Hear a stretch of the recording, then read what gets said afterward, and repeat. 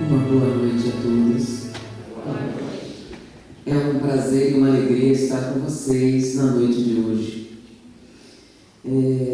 Quando estávamos vendo o tema, houve um pequeno equívoco, porque o tema proposto, a mente e educação do espírito, é um seminário de 4 a 6 horas de duração. Como vocês não vão aguentar isso hoje, nós resolvemos substituir por um assunto novo. Como é comum, nós acostumamos fazer um tipo de abordagem dentro da doutrina espírita. E nós estamos conversando, e eu tive um problema de saúde sério logo no início desse ano. E como a gente tem muita ocupação, e eu recebo uma média de 3.000 e-mails por mês, e não dá tempo da gente ficar em dia com tudo isso. A gente tem algumas pessoas responsáveis por abrir os e-mails, mas como eu estava de repouso, eu disse, eu vou pegar alguns. E o interessante é que algumas críticas chegaram ao nosso trabalho. Crítica é sempre uma coisa útil, uma coisa boa. E uma crítica comum foi que a gente não falava de espiritismo. Eu disse, eu pensei que eu só falava disso. Inclusive meus pais são espíritas, fundadores de um grupo espírita. Nós frequentamos a evangelização, eu fiz o maternal 1, 2, 3, o primeiro, o segundo, o terceiro ciclo, pré-juventude, 1, 2 e 3. Então, teoricamente, eu sou formada e pós-graduada em espiritismo. Então, participamos de todos os eventos e a gente achava que a gente falava do assunto. Mas eu fiquei curiosa, porque como mais de uma pessoa, eu perguntei para a pessoa em questão, e do que se trata falar de espiritismo? Não, você não falou o nome de Allan Kardec. Não vai constar, eu vou, Allan Kardec, já disse. Mas eu perguntei, mas fala o que exatamente? Quem foi Allan Kardec? Onde ele nasceu? O nome do pai e da mãe? Teoricamente, é uma obrigação do centro espírita essa informação, né? O estudo sistematizado, a apresentação. Normalmente existe até um opúsculo que conta esses detalhes. Então vocês iriam convidar alguém de uma cidade distante, com todas as despesas decorrentes, para a gente falar a mesma coisa que as pessoas já falam no centro espírita. Talvez seja uma competição para ver quem fala melhor, tipo American Idol. Aí eu perguntei, existe alguma obrigatoriedade de a gente falar sempre do mesmo assunto? Como vocês viram a apresentação, meus pais eram espíritas e oradores espíritas. E meu pai era mais velho, e ele pegou o primeiro assunto, ele costumava falar de filosofia. A minha mãe veio depois, falava do aspecto religioso. E eu peguei o assunto que sobrou. Então, para a gente não competir com os temas. Mas nós, no trabalho pessoal, nos especializamos em falar sobre esse assunto, até porque a gente dava aula sobre isso. E achamos interessante para apresentar algumas coisas novas que estão acontecendo, para a gente ter uma visão espírita diferente. E você traz uma pessoa para ver um assunto novo, para que você possa debater, para que você possa levantar, analisar.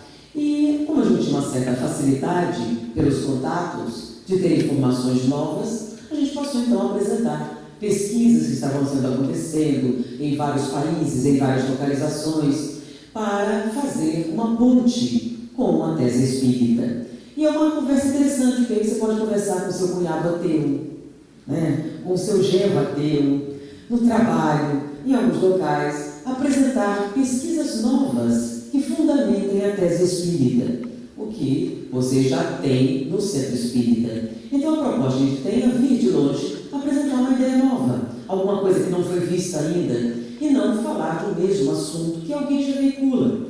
Então você não fala do Evangelho. O Haroldo Dutra, que me disseram que esteve na semana passada, não fala bem do assunto?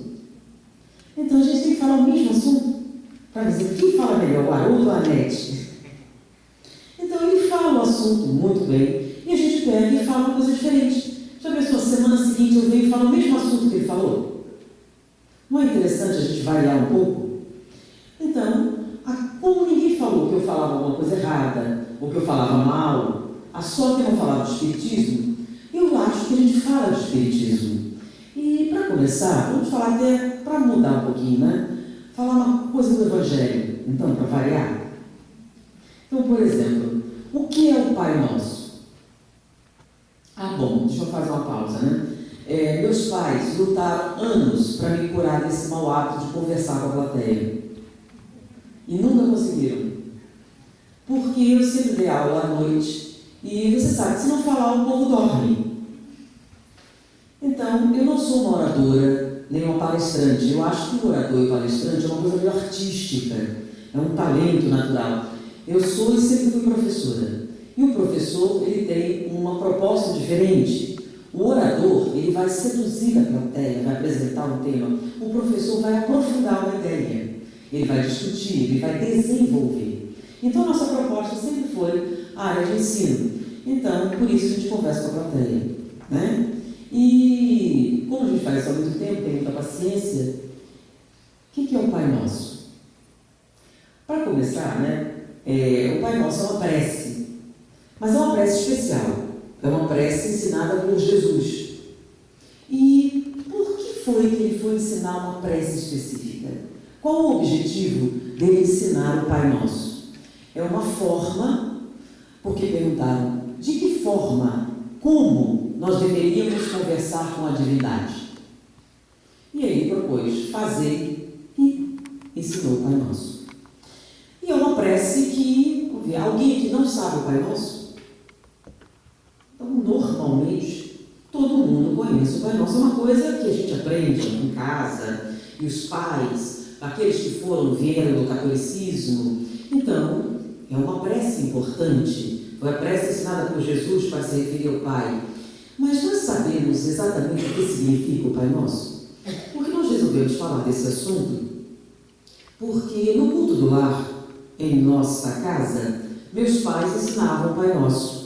E eles usavam um livro de Chico Xavier, na verdade, meio psicografado por Chico Xavier, chamado Pai Nosso, que ensinava a prece para crianças. E ela tinha terminado o livro e ela fazia uma pergunta no final, né? E perguntou para o meu irmão do meio, Wallace, o que é tentação? E ele respondeu imediatamente, é um buraco bem fundo. Um buraco bem fundo, meu filho? Por que um buraco bem fundo? Isso é, a gente não está sempre pedindo para Deus não deixar a gente cair na tentação? Bom, ele tinha 6 anos. E tem lógica. Não deixa de ser filosoficamente, né? Mas o que é tentação exatamente, então, se não é um buraco bem fundo? O que seria a tentação? O que faz parte da prece, não faz? É uma coisa importante? É ou não é? Não devemos cair em tentação? Sim ou não? Nenhuma? Ou tem algumas que pode? Pode ou não pode? Ele especificou qual a tentação que você pode? Não? Então qual que você não deve cair? Tem vários, né? Então, qual que pode e qual que não pode? Cada um decide. Mas peraí, a prece que Jesus Cristo ensinou é não nos deixeis cair em tentação. Certo? Ele especificou qual é? Não nos deixeis cair na tentação da luxúria. Não nos deixeis cair na tentação do dinheiro, do poder. Pode ou não pode? E agora? O que é tentação exatamente? Normalmente, eles dizem assim, é uma coisa ruim. É sangue de chocolate uma tentação? É tão ruim assim? Esse pode. Mas se é tentação, então não pode. E agora? O que é tentação exatamente? Então, nós vamos pedir a Deus ajuda para não cair em tentação. E a gente não sabe o que é. Qual é a tentação que pode? É uma coisa ruim? É uma coisa que faz mal? Não é a sangue de chocolate faz tão mal assim? E o dinheiro faz muito mal? Faz. O sexo também. Faz muito mal. A gente tem que se abster totalmente. É essa a proposta? Se é tentação, não deve. E aí, quando é que pode e quando é que não pode? Aí vem o problema, né? Como é que a gente reza o Pai Nosso, normalmente, à noite, não ensina as crianças, e a questão da tentação fica aí. O que é uma tentação exatamente? E aí tem um livro muito útil, que eu sempre recomendo, chamado O Dicionário. Na dúvida, a gente consulta o dicionário. O que é tentação exatamente, uma vez que não é um buraco bem fundo? Tentação significa um desejo intenso de quê? De nada, um desejo intenso, de gratificação instantânea. Como é que é? Toda vez que você deseja muito alguma coisa, agora. Então pode ser qualquer coisa. Pode ser qualquer coisa. Qualquer coisa que você deseje intensamente, já. Que você não pode o quê? Esperar. Ou protestar, né? Deixar para lá. Então, tentação é qualquer desejo de gratificação instantânea. Bom, e aí Jesus diz o quê? Não nos deixeis cair no desejo da gratificação instantânea. Isso? E o que especificamente a gente não pode desejar? Não, desejar você pode. Pode desejar o que você quiser. Então, o que é que não pode? Não pode desejar agora e de maneira que você não possa controlar. E é isso. Pelo menos é o que está no dicionário, né? Tentação significa gratificação instantânea. É o desejo que você tem de realização imediata. E por que é uma tentação? Justamente porque tem que ser imediato. Por exemplo, você tem que comprar agora. Não pode juntar o dinheiro primeiro para comprar depois. Por isso você faz uma prestação. Por quê? Por que você não junta? Porque não dá. Né? Eu preciso disso agora. Bom, mas e qual o problema? Bom, teoricamente, problema nenhum. Mas e Jesus? Onde entra nessa? Não nos deixeis cair em tentação. Então, está dizendo que a gratificação instantânea não é uma coisa boa? Então, eu posso comer sangue de chocolate se eu esperar. Sexo também. Em poder, em qualquer coisa? Aparentemente, sim. E não está dizendo que você não pode. Tá? Na verdade, você pode. O que você não pode é agora. Mas peraí, qual o problema com agora? Bom, eu não sei, né? Mas ficou um problema para vocês. O que vocês acham? É um problema ou não é? Porque se for qualquer coisa, qual você vai escolher? Cair e qual não? Bom, aí a gente dá um pequeno parêntese na questão do Pai Nosso. E nós vamos então nos referir a um trabalho de pesquisa de um livro que foi publicado em 2014, ano passado. E esse livro, ao ser publicado, causou uma séria comoção no meio científico.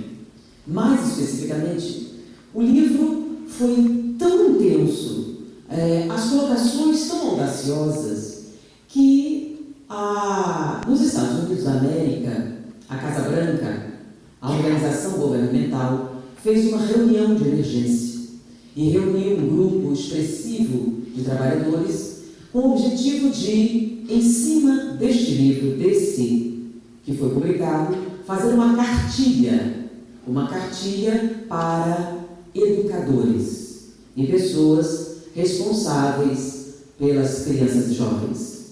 Eles acharam que o resultado da pesquisa era tão intenso que era necessário fazer uma reformulação em algumas políticas americanas na área do ensino.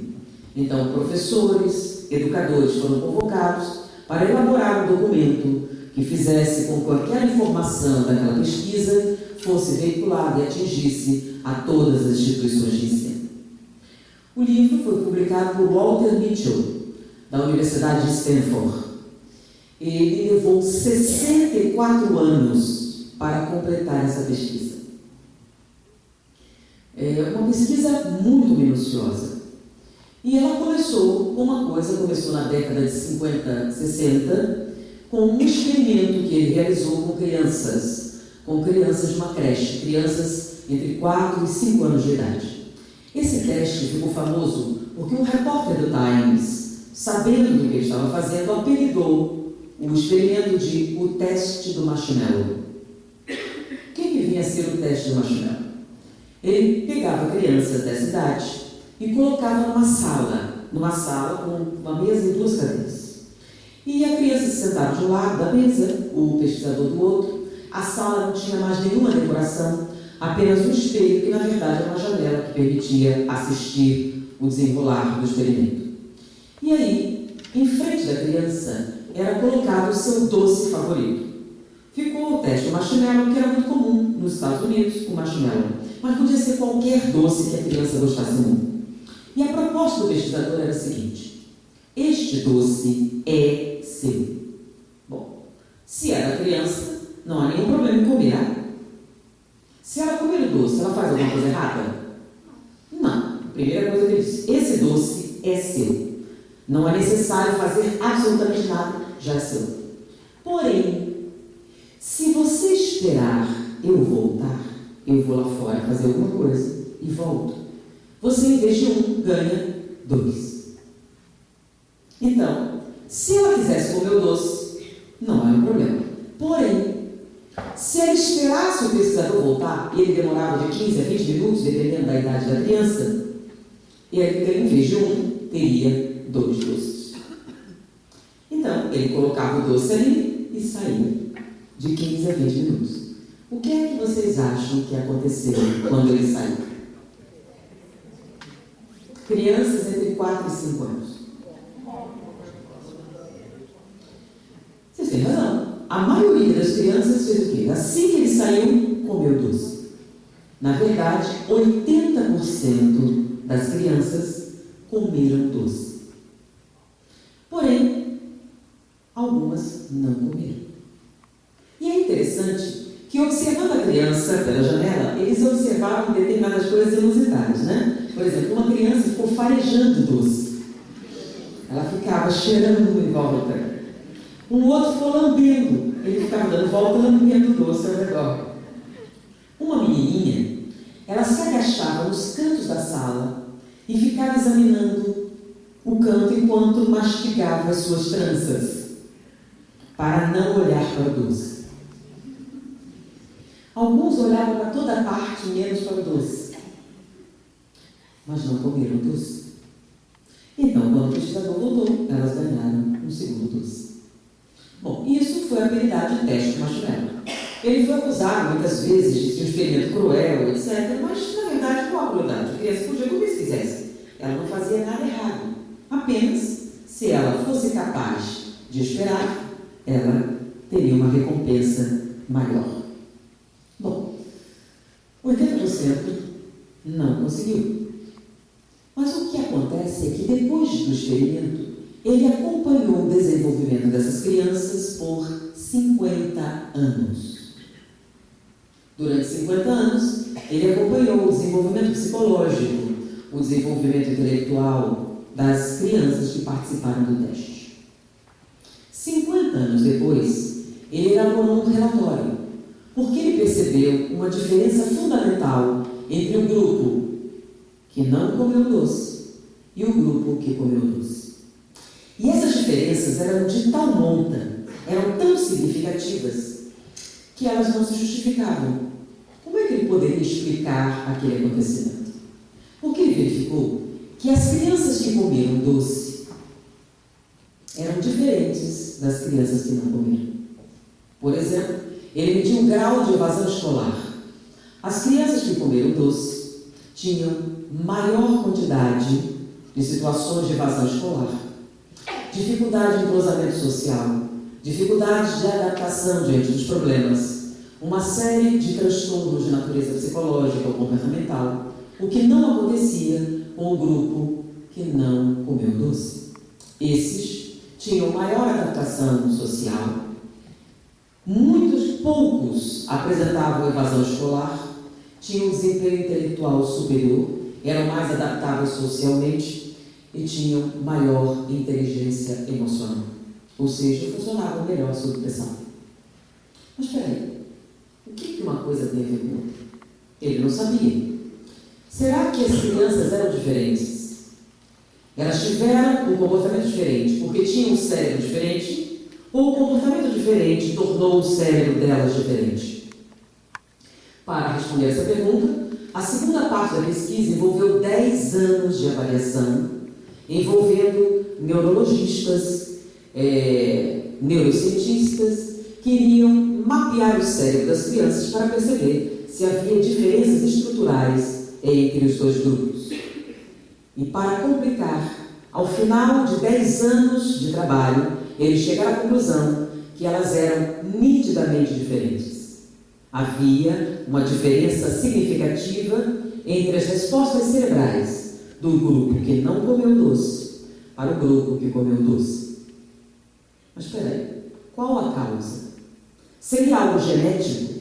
Eram crianças que previamente tinham alterações de natureza genética que induziam a uma alteração de natureza cerebral, ou o comportamento produzia algum tipo de alteração? Era mais ou menos, Tostines vende mais porque é fresquinho ou é fresquinho porque vende mais?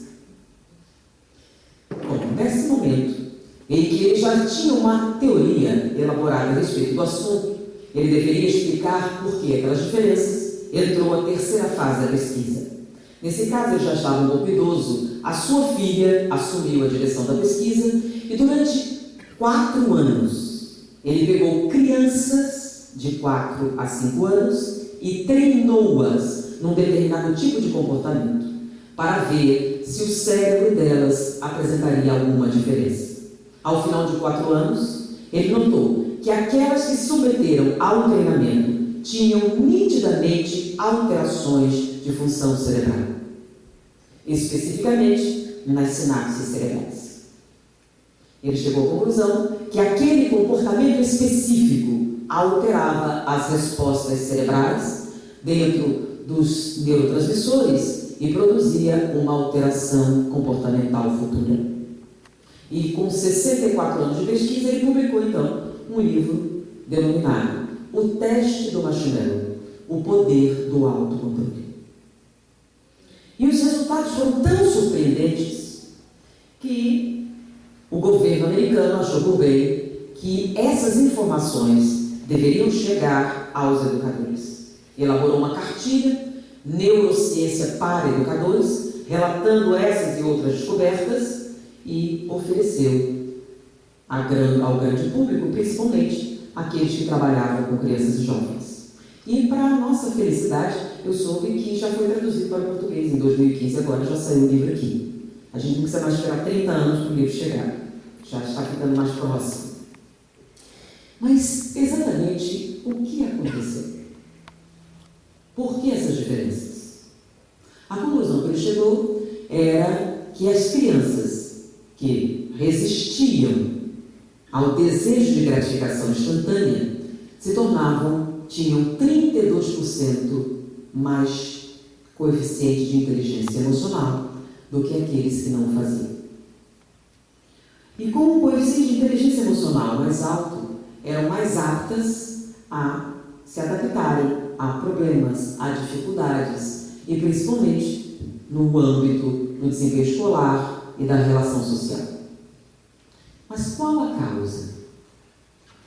Durante os estudos de neurologia que fizeram com as crianças que foram testadas e posteriormente as crianças que fizeram os exercícios, eles descobriram qual seria o motivo. E por incrível que possa parecer, é algo muito, muito simples e muito, muito antigo. Por exemplo, toda vez que você tem um desejo, por exemplo, comida, vamos analisar como é que funciona a questão da alimentação. Nós somos movidos à energia, e a energia é proveniente basicamente de vários alimentos, mas principalmente da glicose. Então a glicose é a principal fonte de energia para nosso funcionamento.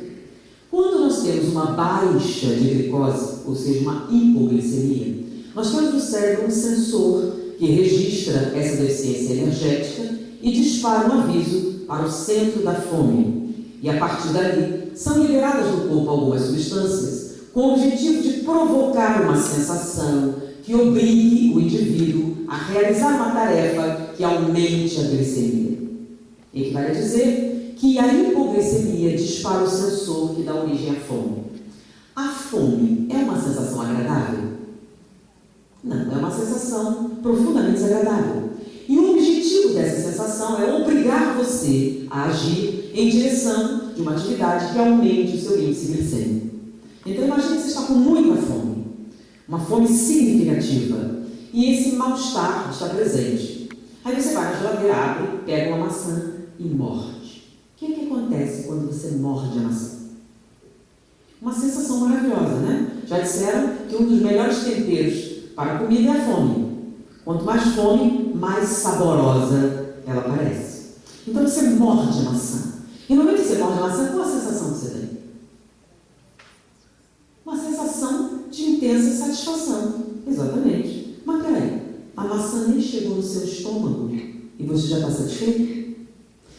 Porque se você não tivesse alguma coisa, como é que você ia satisfazer isso enquanto sentia mal-estar? Então, na verdade, a fome que você está sentindo é para obrigar você a agir. No momento em que você age, o que acontece com aquela fome? Temporariamente, ela é o quê? Suspensa. Se o alimento que você ingeriu for suficiente, ela não volta. Mas se ele for insuficiente, o que acontece? A fome volta e você age novamente. É mais ou menos assim. E quais as substâncias responsáveis pelo mal-estar da fome, mas também o mal-estar ocasionado por qualquer desejo que você tenha a ter? São as chamadas catecolaminas. Toda vez que você tem um desejo, você produz as catecolaminas que provocam aquele mal-estar para obrigar você a agir. Quando você age em direção da satisfação do seu desejo, você produz o que nós chamamos de antagonista da catecolamina, ou seja, uma substância que neutraliza a ação da catecolamina e cessa o mal-estar. Então, toda vez que você age em direção da gratificação do seu desejo, você produz uma substância antagonista que neutraliza o efeito da catecolamina. E é mais ou menos assim que nós funcionamos. Como fome é uma coisa desagradável, não tem nada demais. Se você estiver com muita fome, você agir em direção de eliminar essa sensação horrível. Não é verdade? Não há nenhum problema. E quando é que a catecolamina começa a agir em nosso sistema? No momento em que você é separado da sua mãe. Quando eles cortam o cordão umbilical, o seu tormento começa. Porque antes de você se separar da sua mãe, você nunca precisou respirar, nem nunca teve fome. Porque toda vez que você tinha uma necessidade, ela era o quê? Satisfeita automaticamente, ou seja, você nem chegava a experimentar a falta de oxigênio ou a falta de nutrientes. Você era automaticamente satisfeito no momento em que surgia essa necessidade. Então, você nunca teve essa experiência. No momento em que você foi separado da mãe, você tem que respirar. Mas o mais terrível é a necessidade de nutrientes. Então, quando o bebê sente pela primeira vez o aguilhão da catecolamina, o que ele faz? Ele grita desesperadamente. É por isso que o bebê chora. Ele chora por causa da fome. Não é por necessidade de nutriente, é pela fome. E ele grita. Por que ele grita? Porque ele está sofrendo. Pensa bem, você nunca experimentou isso. Experimenta pela primeira vez o mal-estar da fome. É algo terrível. Ele grita. Bom, e aí a gente faz o quê? Alimenta, né? Porém, a gente descobre que tem alguns truques que você pode fazer para atenuar isso. Por exemplo, quando o neném grita terrivelmente a fome, aí você põe uma chupeta na boca dele. O que acontece? Ele para de gritar. Por quê? Foi comida que você deu? Não. Mas você enganou, não enganou? Quando ele começa a sugar, ele produz um antagonista da catecolamina. E aí você ganha mais um tempo. Quando o efeito desse neutralizante passar, o que acontece? a fome volta e ele grita um pouco mais. Aí você dá um pouco d'água. O que acontece? Você ganha mais um tempo. E aí você pode ir enrolando a criança até que não está mais jeito, e aí você tem que alimentar, correto? Mas funciona ou não funciona? A coisa de enganar a fome existe. E como é que você engana a fome? Você não engana a fome, né? Você faz o quê? Você neutraliza aquele mal-estar momentaneamente. Usando o quê? O antagonista da catecolamina. Entenderam? Bom, e você faz isso quando? Toda vez que você tem um mal-estar desse tipo, correto?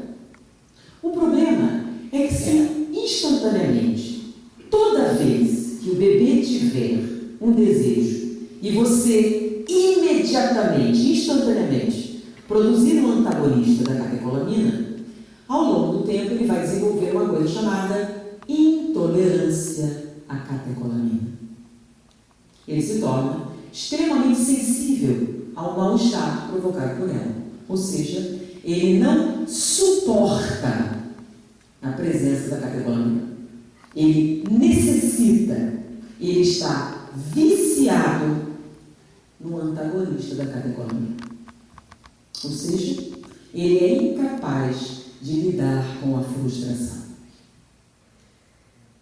Por quê? Porque frustração é uma coisa horrível. E para alguém que tem intolerância à catecolamina, é pior ainda.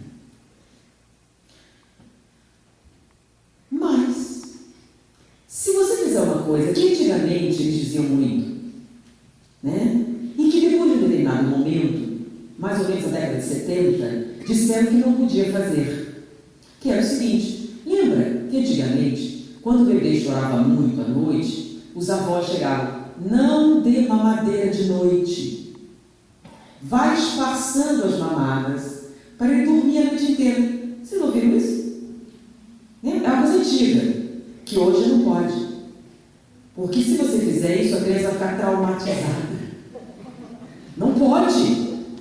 Não pode deixar passar por um sofrimento horrível da criança. Vai ficar traumatizada. Então você tem que dar mamadeira de 3 em 3 horas. Até quando? Até ela enquanto ela quiser. Né? Mas lembra que antigamente não era assim? A criança nascia, depois de um tempo você começava. Então era assim: não dê a mamadeira, dá a chupeta, depois dá água, depois dá não sei o quê, e vai adiando. Ela chora um pouco, mas ela acostuma, e aí ela, depois de um tempo, ela dorme a noite inteira. Lembra disso? Lembra essa coisa horrível que os avós faziam com a gente? Essa coisa tenebrosa que causava uma série de alterações comportamentais, de sofrimento terrível, atroz, que deixava as crianças totalmente traumatizadas? Não é? Pois é o que disseram. Mas o problema é que, na prática, eles verificaram uma coisa muito interessante. Toda vez que você expunha a criança à catecolamina, quanto maior o tempo de exposição, ele desenvolvia o que se chamava de tolerância à catecolamina. Então, quanto mais exposta à catecolamina a criança era, maior o seu nível de tolerância. Só que tem um pequeno detalhe. O antagonista da catecolamina, ele tem um pequeno efeito colateral. Ele deprime uma outra substância chamada dopamina. E a dopamina é responsável pelo controle dos nossos impulsos. Quanto maior a dosagem de dopamina você tiver dentro dos neurotransmissores, maior a sua capacidade de conter os seus impulsos. Mas não é só isso. A dopamina é fundamental nos chamados processos inteletivos, ou seja, para resolver equações matemáticas, para calcular custo-benefício, para avaliar se vale ou não a pena realizar alguma tarefa, ou seja, realizar cálculos matemáticos complexos, como, por exemplo, comparar quantidades, comparar distâncias, comparar valores. A dopamina é essencial para esse processo. A ausência dela, ou a sua diminuição, faz com que você tenha incapacidade de raciocinar quando está com fome. ou com desejo de comprar alguma coisa, ou com desejo sexual, ou com desejo de qualquer tipo, ou, na verdade, quando você estiver com intolerância à catecolamina.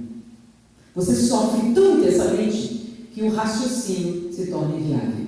Então você precisa agora. Não dá para esperar, porque senão você enlouquece. O nome disso é gratificação instantânea.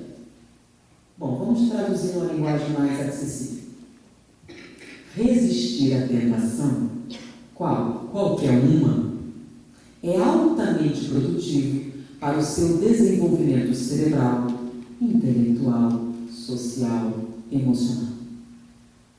Não preciso dizer também que dá casamentos mais duradouros, mas isso é meio óbvio. Agora, qual o problema principal? Com a intolerância à catecolamina e a incapacidade de raciocinar sob pressão, você tem uma série de efeitos colaterais significativos. Bom, mas será mesmo? Será que é assim? A gente pode fazer um pequeno experimento. Por exemplo, muitos de vocês que vieram para a palestra devem ter comido alguma coisa antes, né? Vocês sabem a importância da higiene bucal? Escovar os dentes? Todos escovaram? Para quem não escovou, eu tenho uma bolsa ali, eu tenho uma escova de dentes. Eu posso emprestar. Alguém gostaria de uma escova de dentes emprestada? Por que não? Vou explicar. Eu tenho plano de saúde dentário, uso Listerine após e lavo a escova depois de usar. Deixo ela limpinha. E, como não sou apegada, eu empresto sem problemas. Alguém gostaria de usar? Normalmente as pessoas dizem não. Eu pergunto por quê? Né? Qual é a primeira justificativa? Antigênico. Não, mas eu lavei. E a minha boca é limpinha. Mas, mesmo assim, as pessoas fazem cara de nós, aproveita aqui da plateia, né? Que coisa nojenta, olha só, escova de dente é uma coisa íntima. A gente não deve fazer isso, né? É antigênico. E vocês acreditam mesmo nisso? Sério? Vocês acham que usar uma escova de dente que foi lavada é antigênico? Pois é, eu até posso concordar com vocês, mas aí eu vejo que é uma atitude um tanto quanto hipócrita. Por quê? Porque você vai numa festa e deixa uma pessoa estranha enfiar a língua na sua boca. E acha isso perfeitamente normal. Não acha antigênico, acha? E o pior quando é mais de um. Quando algumas jovenzinhas beijam 5 na festa. Você deixou 5 pessoas estranhas enfiarem a língua na sua boca e você acha isso perfeitamente normal. Nada demais. Pararam para pensar? Pensa bem. A escova de dente eu lavei antes. E a língua? E aí tem as outras consequências, né? Por exemplo, herpes. Né? E aí alguém fez uma coisa, peraí, você falou AIDS, que eu estou fazendo meu eufemismo, beijo na boca e outras coisas que você faz com alguém estranho, né? E aí você pensou na AIDS, gonorreia, sífilis, etc. Hepatite? Não, por quê? Porque você não pensou nada. Por que você não pensou nada? Intolerância à catecolamina. É uma coisa terrível, dolorosíssima. E quando você está sob a opressão da catecolamina, você consegue raciocina. Né? É muita tentação. E toda vez que você tem uma tentação, você sofre terrivelmente. Intolerância à catecolamina, que parece com intolerância à lactose, né? Um negócio parecido, que oprime você e te impede de raciocinar, levando-lhe a agir precipitadamente. Já pensou se você pensasse um pouco? Então, qual a tentação? Qualquer um. Sexo, por exemplo. Ué, como assim? Espera um pouquinho. Ah, mais. Vai que... Parou a pensar? Não deu. Quando você viu, já foi. Por quê? Intolerância à catecolamina. Justamente a intolerância à catecolamina, ela inviabiliza os seus processos intelectuais. Ou seja, ela bloqueia a dopamina e a sua capacidade de avaliar custo-benefício, avaliar os riscos, avaliar as vantagens ou desvantagens de uma determinada atitude, se tornam inacessíveis para você. Mas espera aí. Sim, vamos ver como está hoje em dia, né? O seu filho chega para você: pai, eu quero um iPhone. Mas todo mundo tem um iPhone. Se eu não tiver um iPhone, eu vou sofrer bullying. Aí você compra um iPhone por aí. Se você tem esse dinheiro para comprar, não tem problema. Agora, e aqueles que não têm, se endividam, né? Fazem esforços sobre-humanos para comprar para uma criança um iPhone, para ele não sofrer bullying. Não, para não ficar traumatizado, né? Tudo que ele deseja, ele precisa ter. E a gente vê umas coisas interessantes. Por exemplo, aquelas crianças que dão ataques no shopping. Você joga no chão e grita loucamente. O que é muito comum hoje em dia, né? Por quê? Porque ela não pode ficar traumatizada. Mas ela traumatiza tudo de volta, né? Mas ela não pode. É a tirania da infância. Por quê? Você aprendeu. Se não der para ela o iPhone, vai ficar traumatizada. Vai afetar a sua vida, vai afetar as suas relações sociais. Pensa bem o que vai acontecer se ela não tiver um iPhone. Mas não é assim que nós nos comportamos. Os bebês não podem ficar mais de 3 horas sem comer, porque senão vai ficar traumatizado para sempre. Não, mas vai afetar a nutrição, né? Afetou vocês? Estão muito afetados, é para notar.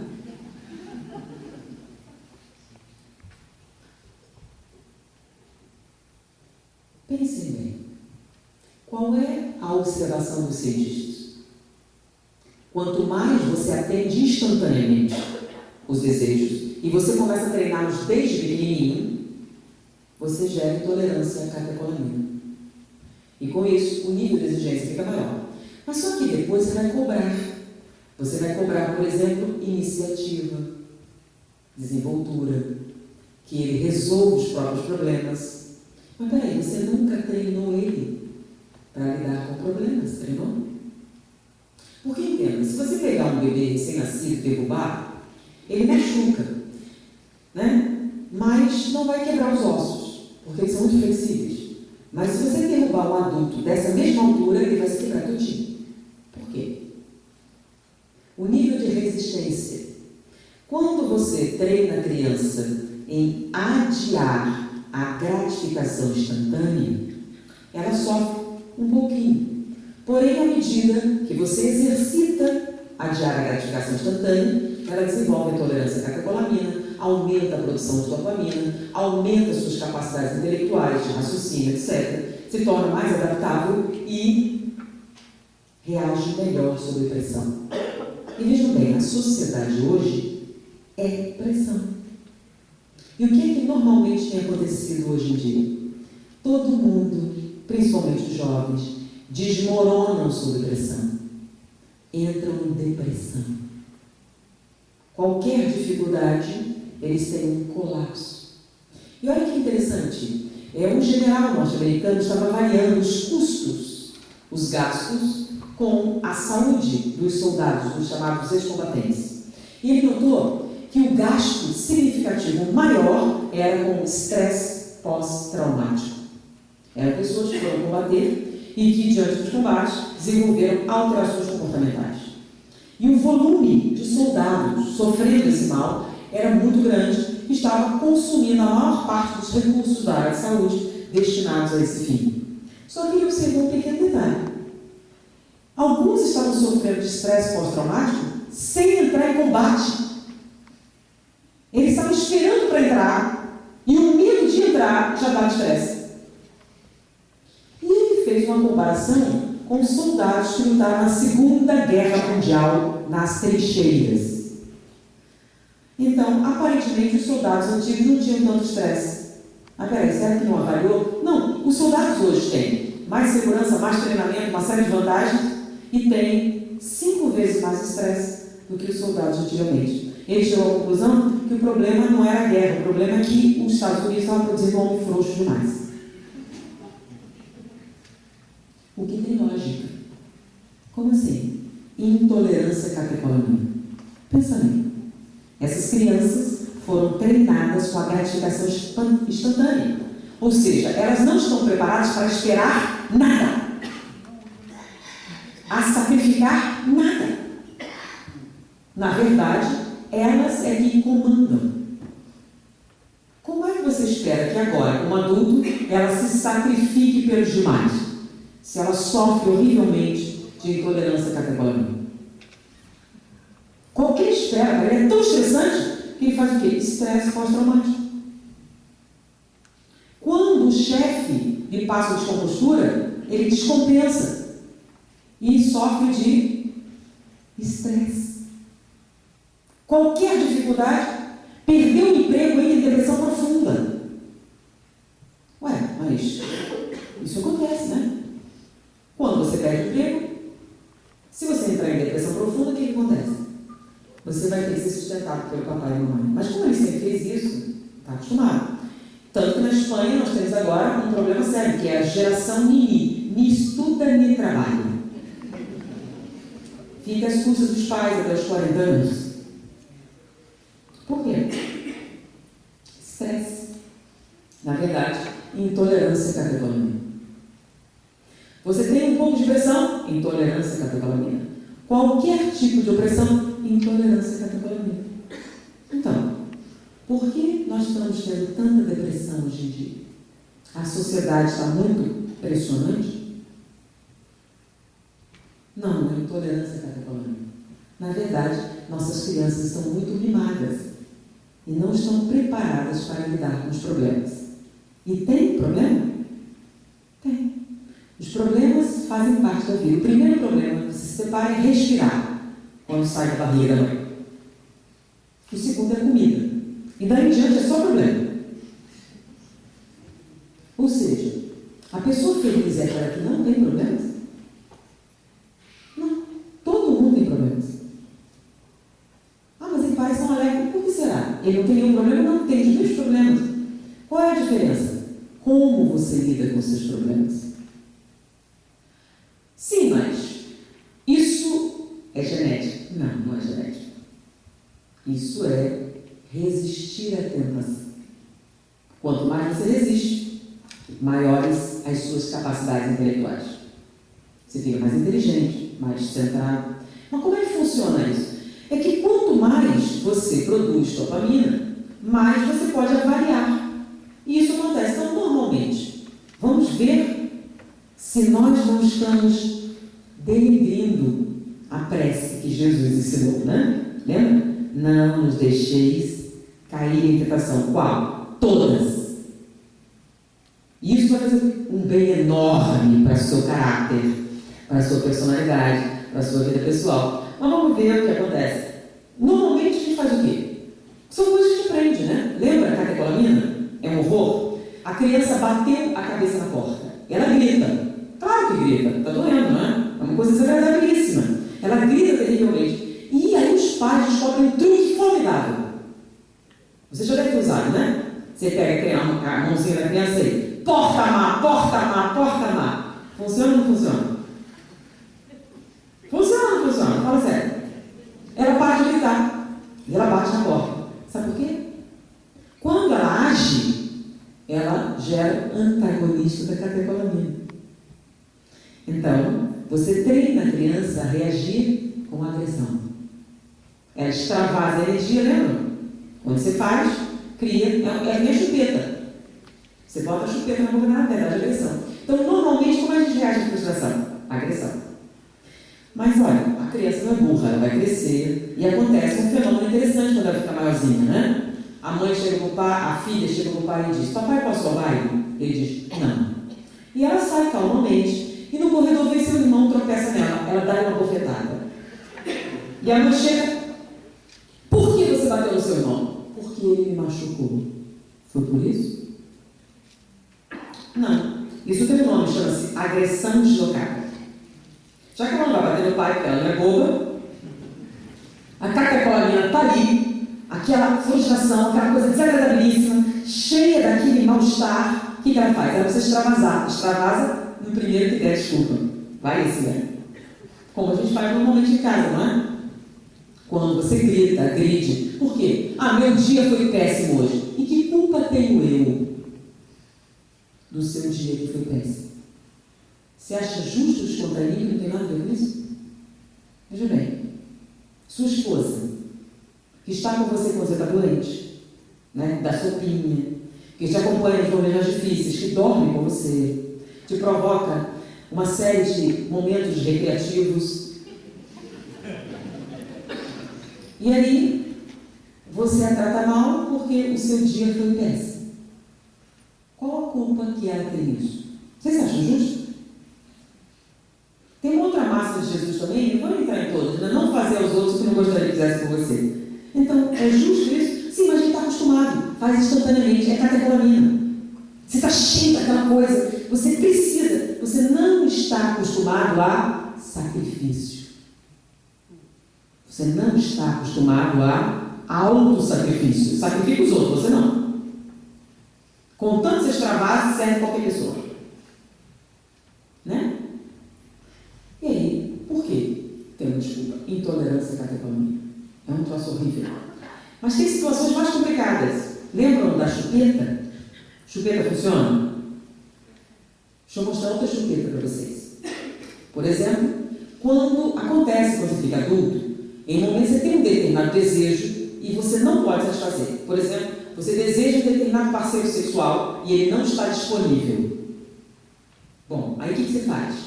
Vai sofrer horrivelmente. Se você tiver intolerância à catecolamina, o sofrimento vai ser uma coisa terrível. Mas aí você descobre da chupeta, lembra da chupeta?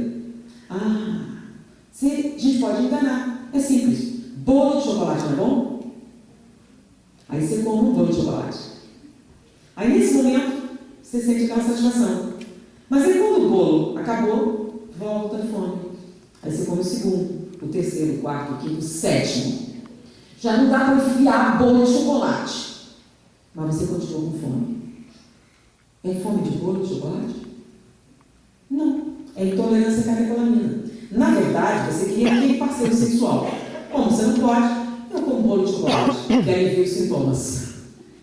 Chama-se compensação. Só que agora, neurologicamente, eles entendem que o ato de comer o bolo provoca o quê? Lembra? Antagonista da catecolamina. E durante o tempo que você come o bolo, você alivia os sintomas. Esse é o meu motivo. Você está tristinha? Vamos no shopping fazer compras. Funciona? Funciona. Durante o momento que você está fazendo, você gera um antagonista da catecolamina e ótimo. O problema é que você gasta um dinheirão com um monte de coisa que você não vai usar, cheio de dívida, e continua se sentindo mal. É melhor que o bolo de chocolate. Mas aí vai piorar os sintomas. Mas se o seu problema é desejo sexual, você vai comer bolo de chocolate, não vai ter o desejo, você ainda engorda e fica mais difícil arrumar um parceiro. Aí você diz, é ansiedade. Não. É intolerância à catecolamina. Nossa, então a catecolamina é um troço horrível? Depende. Se você foi treinado desde a infância a reagir assim, é. Por quê? Porque ela tira a sua capacidade de raciocinar. E se você não raciocina, não avalia. Todo mundo age assim, agressão deslocada, compensação, fuga, negação? Não. Tem gente que tem muita dopamina, que raciocina, que age diferente. Por exemplo, diante da frustração, como ele não tem intolerância à catecolamina, tem gente que fala assim, quando vem um problema: quanto mais difícil, mais gostoso. Já ouviram? Tem ou não tem? O que ele faz? Quando a frustração vem, ele transforma em energia. Lembra? Ele consegue raciocinar. Por quê? Porque ele tem tolerância à catecolamina. E com a tolerância à catecolamina, ele tem uma abundância de dopamina, o que permite ele usar o que chama de esforço redobrado. Ele transforma a frustração em estímulo. Mas não é só isso, tem gente mais interessante ainda, né? Você já notaram? Quando o problema acontece e a catecolamina está correndo solta, a culpa é sua, não é sua, não de fulano, de ciclano, e eles começam a acusar, e aí chama fulano. Por quê? Porque ele é ótimo, porque ele trabalha muito melhor sob pressão. Já viram isso? Ele chega, vamos parar com isso, vamos pensar. Ele pega, vamos pensar, olha só, vamos pensar. Para quê? pensar precisa de quê? Dopamina. E só consegue quem tem tolerância à catecolamina. Então, no meio da crise, o que ele faz? Vamos parar com isso, vamos pensar. O que é que nós vamos... Aí, o que ele faz? Enquanto todo mundo está desesperado, ele raciocina. Olha que mágico. Por isso que tem vantagem. Lembra dos 20%? Muita vantagem. Pensa bem, todo mundo correndo desesperado e você pensando. E quem pensa, qual a probabilidade de você encontrar uma solução? Então pensa bem. Mas não é só isso. Ainda tem mais. Então vamos lá. Tem alguns que transformam a frustração em estímulo, outros transformam a frustração em criatividade e tem os outros que usam a mudança de metas. Como assim? É assim. Como ele não cede pressão à catecolamina, vamos mostrar uma situação. Um exemplo. A pessoa chega, no final do ano, vou comprar uma Mercedes. Estão sabendo, no final do ano, comprar uma Mercedes. Chega no final do ano, e aí, cadê a Mercedes? Não, dinheiro não deu, eu comprei um Fusca. Carro bom, Fusca, já notou? Cara, manutenção barata, carro ótimo, dura muito bem, incrível. Eu andava a pé, agora eu tenho Fusca. É uma coisa fantástica o Fusca. E a Mercedes? No final do ano, eu compro uma Mercedes. Mas chega no final do ano, e aí, a Mercedes, cadê? Não deu, mas troquei meu Fusca por um Fiat com ar-condicionado. Rapaz, eu gostava do meu Fusca. Agora, ar-condicionado é uma sorte, né? Nesse calor, ar-condicionado é uma maravilha. É um carro bom, de manutenção. E a Mercedes? No final do ano, eu compro uma Mercedes. Qual a probabilidade dele ter um? Maior do que quem chuta o balde, né? Mas só é capaz de fazer isso quem tem tolerância à catecolamina. A pessoa que tem tolerância à catecolamina, quando não consegue o que quer, não deixa de apreciar o que tem. Que lembra? Catecolamina é uma coisa horrível. Dá para você sentir prazer com o que tem quando você está com fome de uma coisa maior? Então você tem um iPhone perfeitamente funcional. Agora saiu 6S. Porcaria, não presta mais, não tenho 6S. Há 3 meses atrás era maravilhoso, mostrar para todo mundo. Agora não vou mostrar para ninguém, é só o 6 no iOS. Pronto, já não presta. E aí você jogou fora quantos mil reais, né? Não sei de fazer nenhum. Por quê? Intolerância à catecolamina. Quem tem intolerância à catecolamina dificilmente sente prazer com alguma coisa quando está sob a pressão de uma tentação nova. Às vezes ele está mal, por exemplo. E aí a resposta, não pude me controlar. Não pude. É verdade. Então ele é totalmente inocente. Vocês dizem que você pode alegar insanidade temporária, certo? É uma questão de insanidade temporária? Bom, agora que vocês sabem, meio caminho andado para iniciar um reaproveitamento. Então vamos de novo. O que é tentação mesmo? Pai nosso que estás nos céus, não nos deixeis cair na tentação da gratificação instantânea. E ele estava certo, dentro das mais modernas tendências da neurofisiologia moderna. Ou seja, nesse tempo todo, Jesus disse o quê? A mais rigorosa verdade. E olha a gente dando risada dos católicos, né? Coisa ultrapassada. Vocês lembram da Quaresma? Quando você fazia um sacrifício? Lembra? Eu juro me abster de chocolate por 40 dias em nome de Jesus Cristo. Aí, que besteira, essa coisa ridícula. Serve para nada. Serve. Gera tolerância catecolâmica. Realmente, não tem função. Mas lembra, qual a tentação que está falando? Qualquer uma. Então, de sexo. Vamos lá. Vamos morar junto? Vamos traduzir isso. Deixa eu fazer um teste drive em você para ver se você presta. Não é? Mas para que esperar? Se você esperar, você pode pensar melhor. Vai que não casa. Pode acontecer? Agora, se você cair na tentação, normalmente o que acontece? Engravidou. Acontece muito, não é? Mas isso não acontece por acidente, acontece? Não, intolerância catecolamia. Se você parasse para pensar, né? Ela parece ser tão linda, aí quando você acorda é glicose.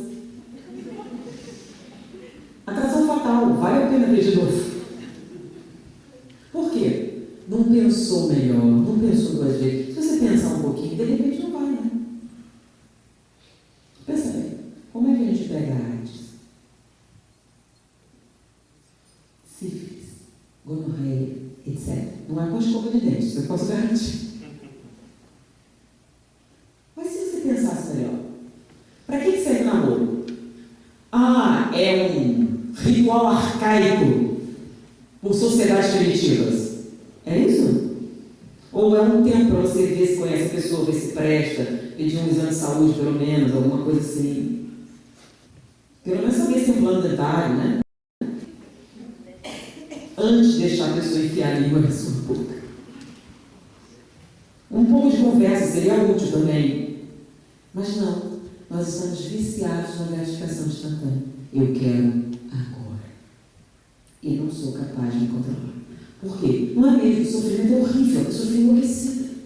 Comete maus desativos. Por quê? Porque não raciocina. Porque é incapaz. É intolerância catecolamina. Então, quando Jesus diz, não nos deixeis cair em tentação, ele não está dizendo uma figura alegórica. Não é uma palavra para você repetir. Nem palavras mágicas como abacadabra ou a vada kedavra, né? Do Harry Potter. Ele está falando da realidade. Pensem bem. Quem é Jesus? Ele ia dizer uma coisa sem função? Pensa bem, quando eu perguntei, que tentação? Algumas podem, outras não. Ele disse todas. Ele especificou qual é? Não. Ah, então por que você tinha dúvida? Você não sabia o que era tentação. Se você não sabe, fica um problema, certo? Agora, o que estamos dizendo? Não cair em tentação é uma das melhores coisas que você poderia fazer para os seus filhos. Adiar a gratificação instantânea. Não faz mal nenhum, desenvolve tolerância catecolamina, aumenta a proporção de dopamina, melhora o seu desempenho intelectual, seu desempenho social, a sua adaptabilidade aos problemas e a capacidade de funcionar sob pressão, o que é essencial. Nós estamos vendo a crise, né? Vai poder ficar em depressão em casa o tempo todo? Vai ficar caro, hein? Então, é melhor nós treinar. Talvez os nossos avós tivessem razão. E a gente descobriu com mais de uma, né? Antigamente, eles usavam banho de porco para cozinhar. Aí descobriram o colesterol, não, a gordura, faz muito mal. Aí mudou para manteiga. Não, manteiga aumenta o colesterol, não sei o que lá. Vamos mudar para margarina. Agora chegaram usando margarina é ruim. Voltaram para manteiga. Agora dizem, manteiga dá isso. Voltaram para banho de porco. Olha só. Agora o bom é banho de porco, natural.